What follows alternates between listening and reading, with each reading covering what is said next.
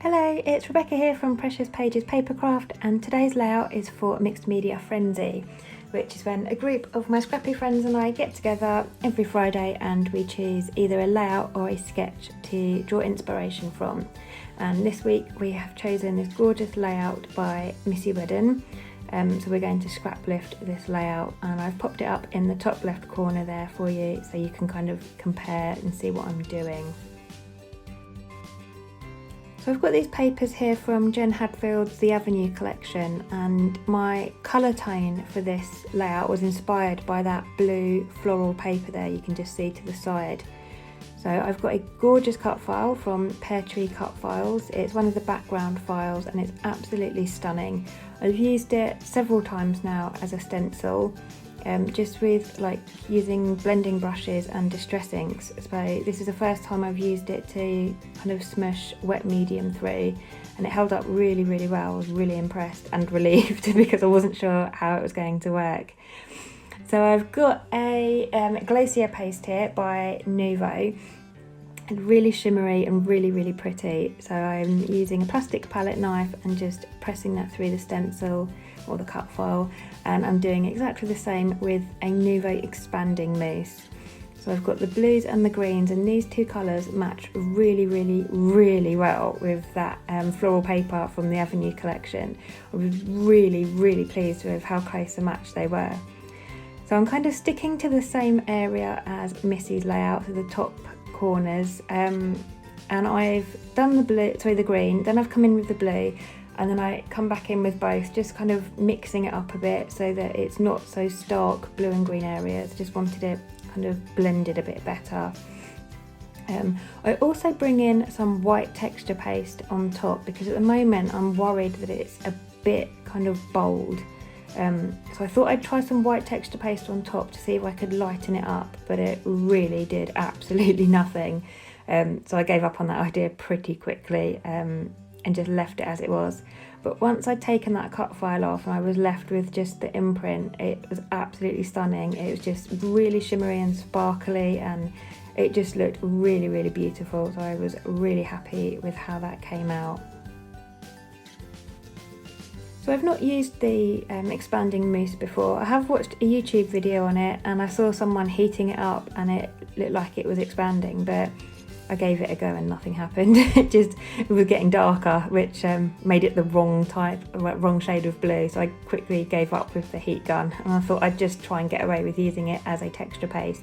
But it actually worked really well, so maybe that's all in all what it really is. So I think I need to do a bit more research into what I'm actually supposed to do with that product. For now I'm adding some splatters to my background in exactly the same two products, and I've just mixed it with a little bit of water on some packaging there just to water it down, and then I can use a paintbrush to splatter that on my background.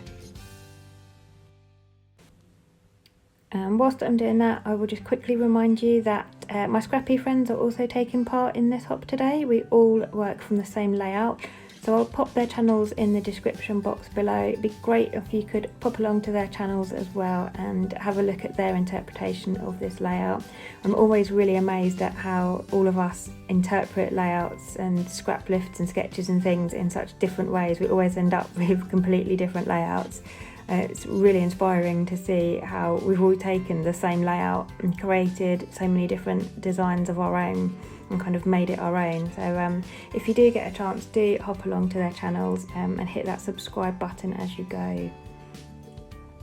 So just finishing off my background here, I've decided I want to bring in some gold in my layout. So I've got a gold acrylic paint.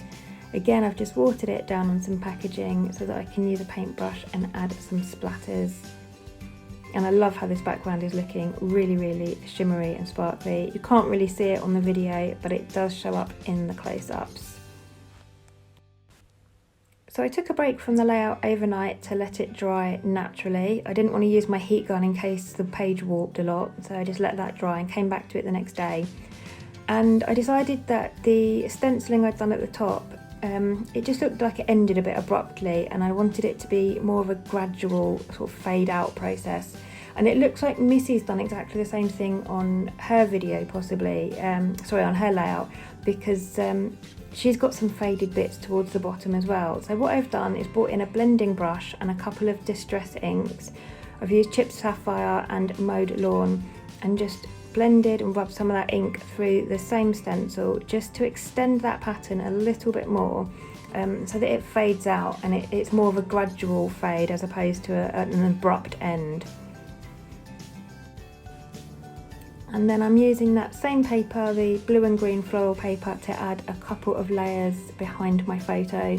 So I use both sides of the paper and add 2 layers. And this is just a photo of my little boy in the park just round the corner from our house.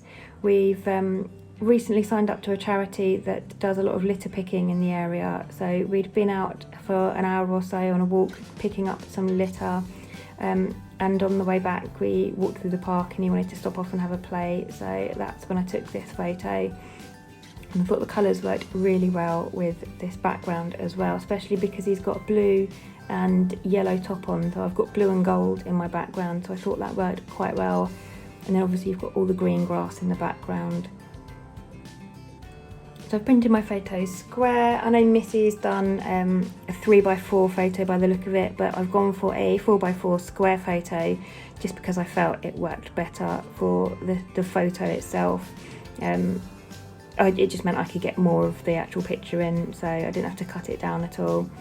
And then I've just got some of the floral ephemera from the Avenue collection. I've picked out all the blue and green parts, and they do have a really wide white border all around these ephemera pieces, so I've trimmed that off camera, just because I'm not keen on the big white border. I don't like the look of it. Sometimes it's okay, but with most of my layouts it just completely changes the look and the feel, so I generally trim that down to a very, very narrow white border. And I've also fussy cut some of those blue florals from the patterned paper I've used as well. And now I'm just arranging those in clusters either side of my photo, obviously raising up on foam pads to add a little bit of dimension.